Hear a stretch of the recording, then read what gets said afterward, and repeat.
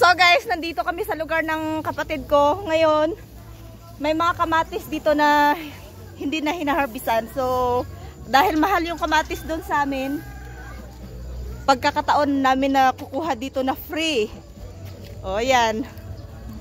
Free ang kamatis nila dito guys. Kaya, kukuha lang kami.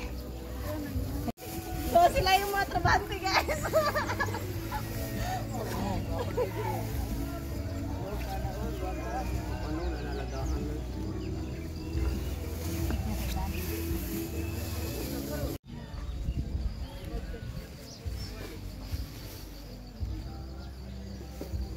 So, tingnan nyo guys, marami na akong nakuha dahil ano, yung malayo yung bahay namin at saka gusto ko yung hindi gaanong hinog kasi may hinog din to eh, kaya mga hilaw yung mga kinuha ko.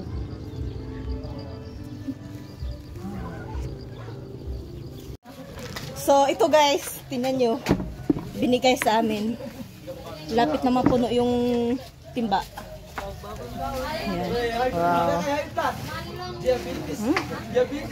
Tsaka yan. Oh.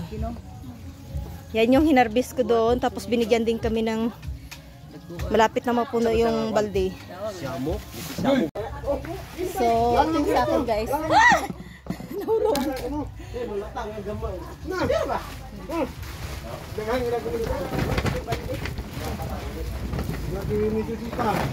Guys, dahil nandito kami sa bundok, pagsamantalahan namin kukuha ng mga gulay dito kasi free yung gulay nila dito. So ito, talbos ang kukunin ko.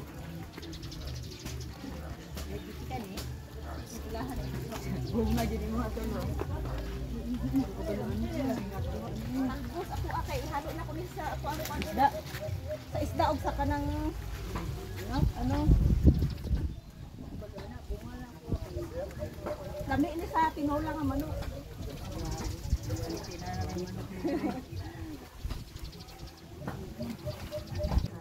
Meron ding bunga.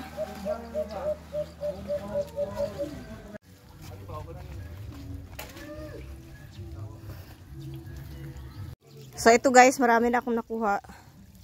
Yan. So ito guys, marami na akong nakuhang gulay. Yan. Nandun yung mga kasama ko at saka si Karen. Mag-hi mo diha.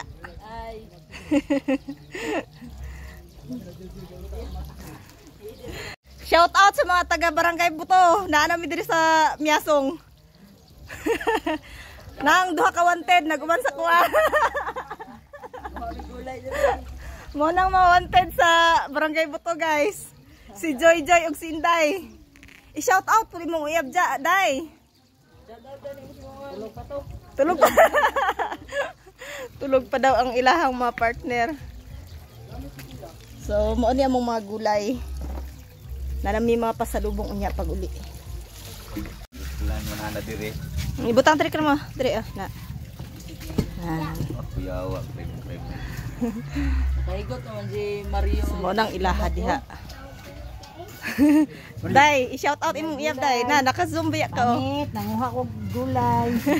Ari ba, price ba? Iubot ako niyo. Price.